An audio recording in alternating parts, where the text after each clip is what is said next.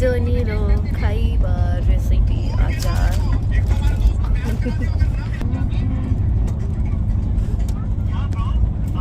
Wow, बस बस बस।